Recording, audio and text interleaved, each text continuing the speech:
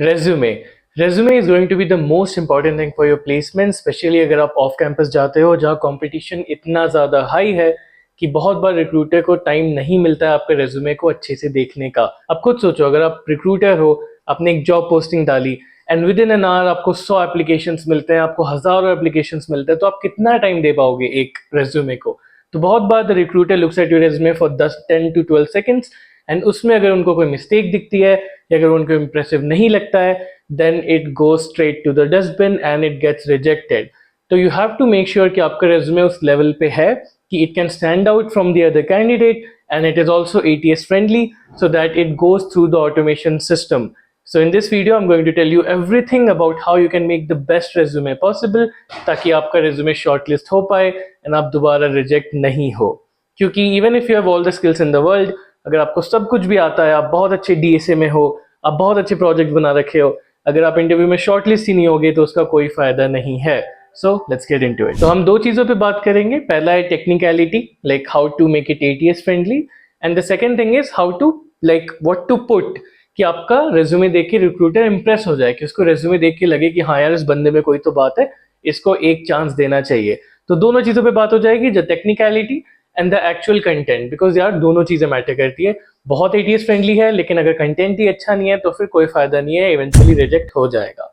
And अगर आप video and तक देखते हो एंड अगर आप सब कुछ फॉलो करते हो, then you can send your resume to me.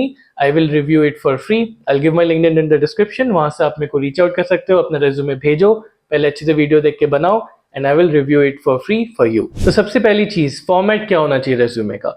तो दो फॉर्मेट है जो सबसे पॉपुलर है एंड सबसे एफिशिएंट है। एक है आपका सिंगल कॉलम फॉर्मेट एंड एक है आपका डबल कॉलम फॉर्मेट।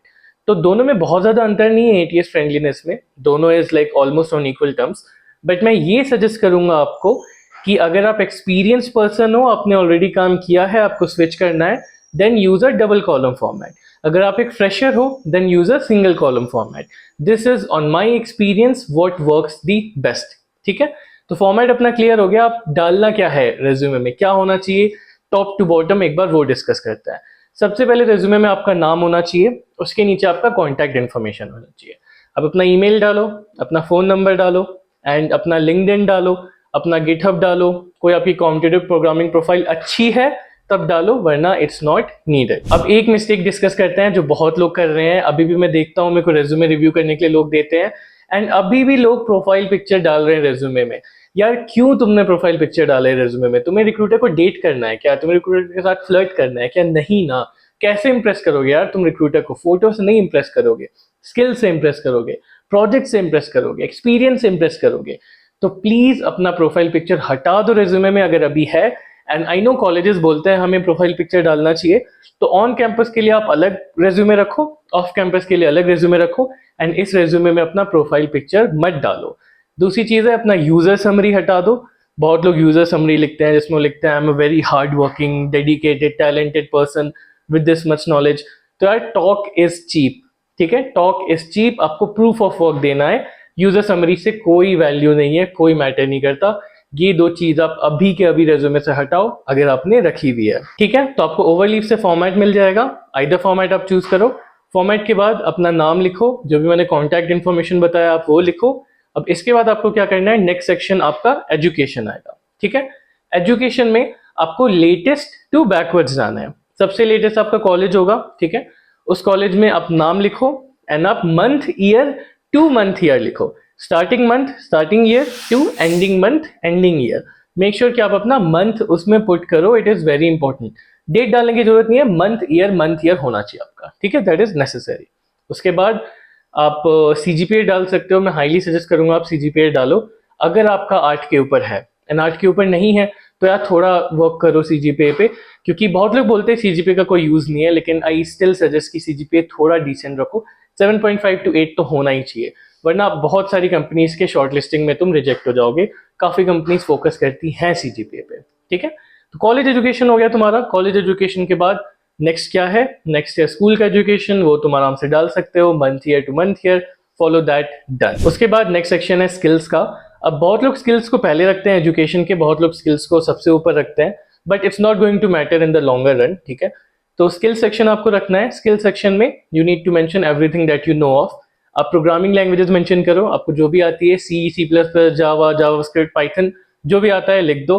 उसके बाद आप फ्रेमवर्क्स मेंशन कर सकते हो, क्या क्या फ्रेमवर्क आपको आती है, क्या क्या टेक्नोलॉजीज आपको आती है, आप ये लिखो।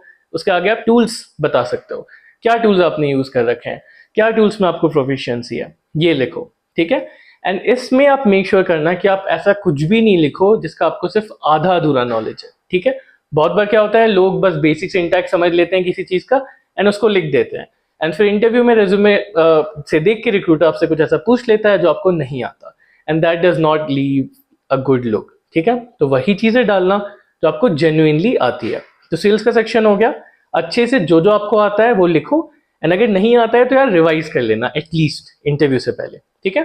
तो एजुकेशन, फिर आपका स्किल्स का सेक्शन इंपॉर्टेंट। इसके बाद आता है the most important part of your resume. ये जो सेक्शन है ना, this is the most important part of your resume and this can make or break your chance of getting shortlisted. ठीक है।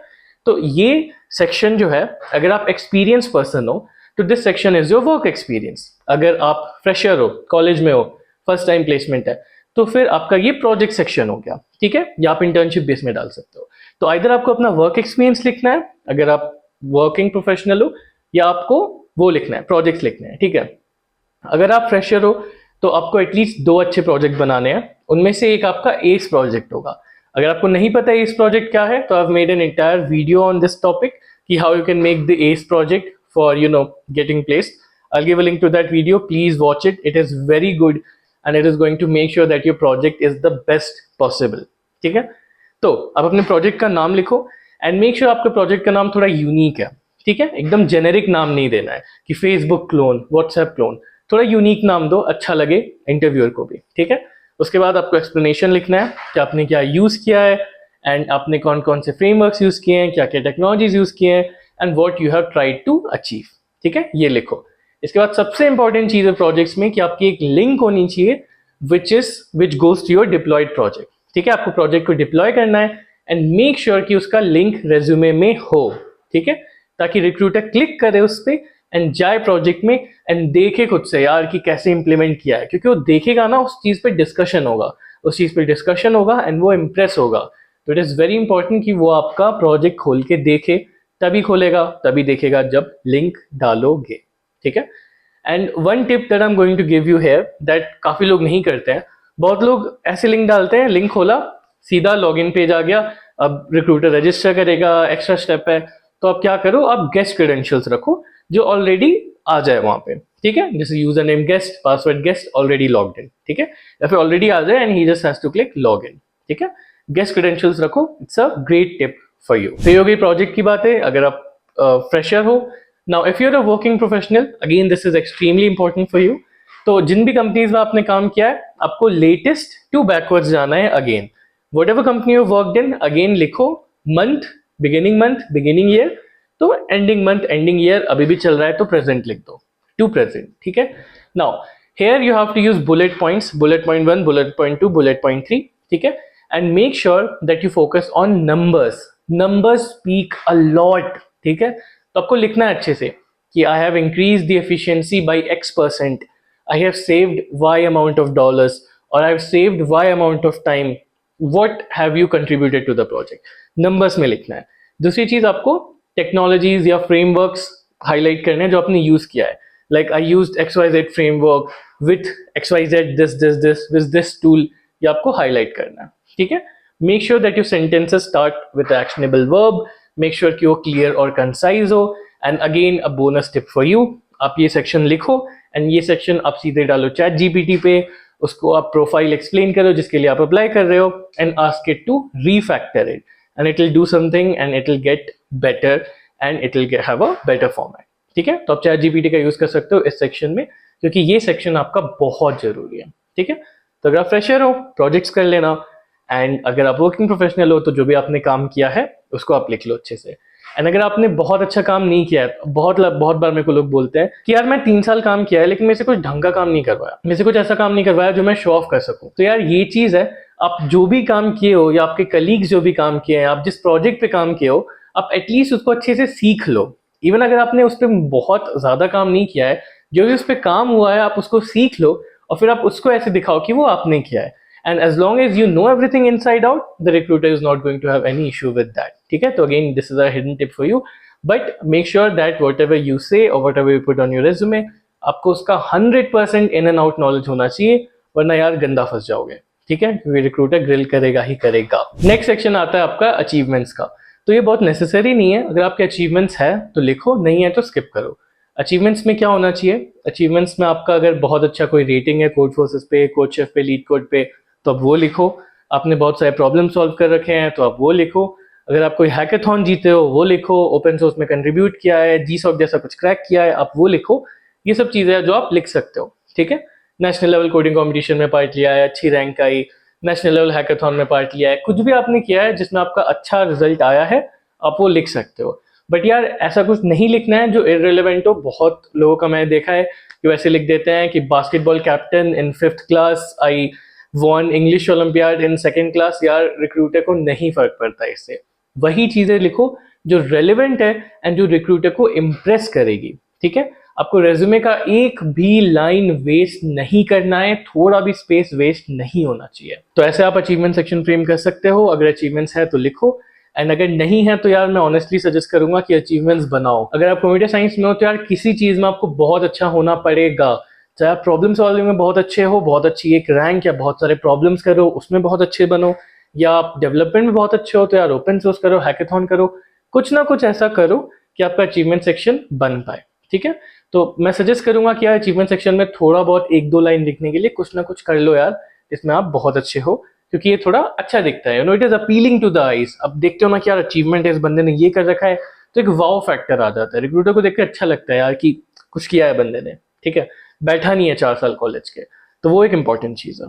इसके बाद नेक्स्ट चीज आती है आपका कोर्स वर्क। अगर आपने कुछ कोर्स वर्क कर रखा है, आपने मान लो सर्टिफिकेशन कर रखी है जूर में, या कोई जावा का कुछ, या कुछ भी आपने सर्टिफिकेशन कर रखा है, तो आप उसमें डाल सकते हो। बट तभी डालना जब वो जॉब प्रोफाइल से रेलेवेंट हो। जॉब प्रोफाइल आपकी कुछ और है, सर्टिफिकेशन आपने कुछ और कर रखी है, तो उसका ज्यादा आपको फायदा नहीं मिलेगा। एंड अगेन रेज्यूमे में कोई भी स्पेस वेस्ट नहीं करना है, ठीक है। तो आप लिखो अगर आपने कुछ किया है एंड वो उससे रेलेवेंट है, कोर्स वर्क के रेलेवेंट है। तो ये सारे सेक्शंस आप अच्छे से बनाओ, ठीक है। एंड ये सारे सेक्शंस अगर आपने अच्छे से बना लिए, आपने एक अच्छा रेज्यूमे बना लिया, तो बस बात खत्म। 100% रिक्रूटर आपका रेज्यूमे देख के इम्प्रेस होगा एंड वो आपको चांस देगा ही देगा, ठीक है। एंड बहुत बार हो सकता है कि यार आपका रेज्यूमे एकदम परफेक्ट है फिर भी आप शॉर्टलिस्ट ना हो, तो बुरा नहीं मानना है, दिल पे नहीं लेना है, ठीक है। समटाइम्स इट हैपेंस, बहुत बार रिक्रूटर से मिस हो जाता है। बहुत बार एज अ रिक्रूटर मेरे जितने भी रिक्रूटर फ्रेंड्स है ना, मतलब मैं उनसे बात करता हूँ, तो बहुत बार ऐसा होता है ना यार कि ऐसे रेज्यूमेज मिस हो जाते हैं जो बहुत अच्छे होंगे फिट, लेकिन हो जाते हैं because of the sheer competition. यार कितने लाखों लोग हैं who are looking for a job, ठीक है। That is why it's so important to stand out, you know. But कभी फिर भी आप रिजेक्ट हो रहे हो तो don't take it to heart, it is fine. But जो भी मैंने बोला है उस पर फोकस आप करो अच्छे से।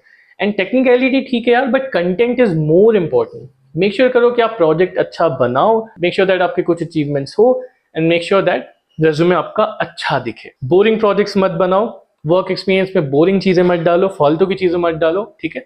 वही चीजें डालो जो इम्पैक्टफुल हो, जो दिखाए कि यार किया है बंदे ने, कुछ ना कुछ किया है, चाहे प्रोजेक्ट में चाहे वर्क एक्सपीरियंस में, ठीक है।